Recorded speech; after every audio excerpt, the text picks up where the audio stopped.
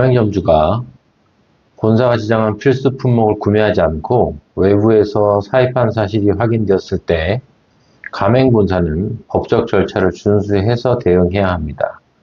절차를 무시하는 계약 해지는 오히려 본사가 가맹사업법 위반으로 역공을 당할 수 있기 때문에 주의가 필요합니다. 일단 가장 먼저 사입행위에 대한 객관적인 증거를 수집하고 사실관계부터 파악해야 합니다. 이때 슈퍼바이저의 역할이 매우 중요하겠죠.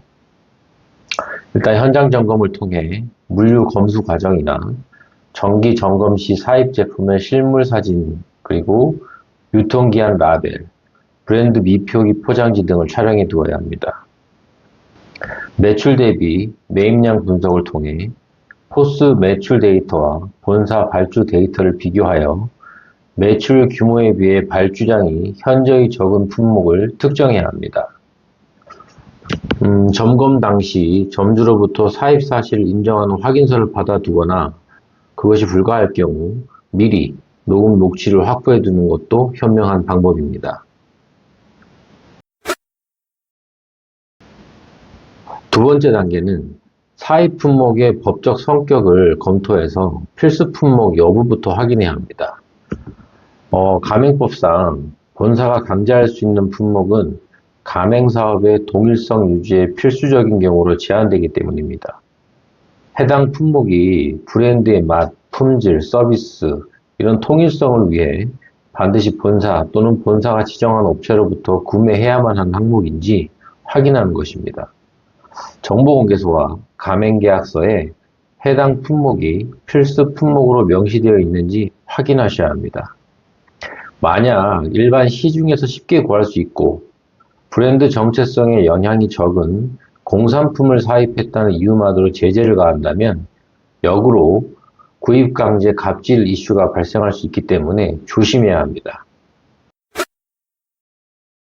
세 번째로 가맹계약을 해지하거나 강력한 법적 조치를 취하기 전 반드시 법이 정한 시정 절차를 밟아야 합니다. 먼저 계약 위반 사실인 사입 행위를 적시하고 특정 기한 내에 이를 중단하고 본사 물품을 사용할 것을 내용 증명을 통해서 1차적으로 시정 요구를 하셔야 합니다.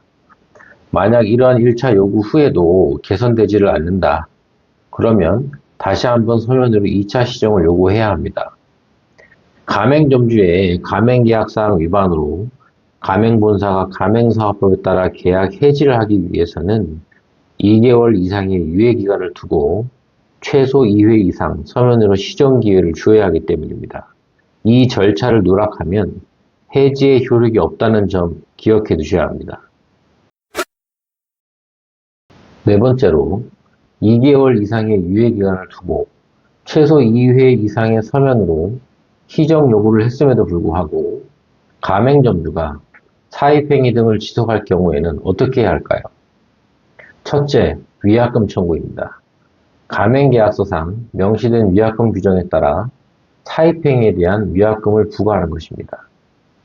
둘째, 계약 해지 통보입니다. 법적 시정 절차를 모두 마쳤음에도 위반 상태가 지속되면 계약 해지를 통보하는 겁니다. 해지 통보서에는 시정 요구에 불응하여 계약이 해지된다는 사실을 명확히 기재해야 합니다. 셋째, 물품 공급 중단입니다. 계약 해지 효력이 발생한 이후에는 원부 재료 공급을 중단할 수 있습니다. 다섯 번째는 가맹점주의 사입 등 가맹계약사항 위반으로 인하여 가맹본사의 브랜드 가치 하락, 물류수익 손실 등 피해가 발생한 경우에는 가맹분쟁 조정 절차를 통해 신속하고 경제적인 해결을 도모할 수 있습니다. 사입으로 인한 본사의 피해를 논리적으로 구성한 분쟁 조정 신청서를 작성하여 한국공정거래조정원 등에 조정을 신청하면 되는 것입니다. 가맹 분쟁 조정 절차를 통해 점주와의 합의를 유도하여 위약금 청구 또는 피해 회복에 관한 원만한 합의안을 도출할 수 있습니다.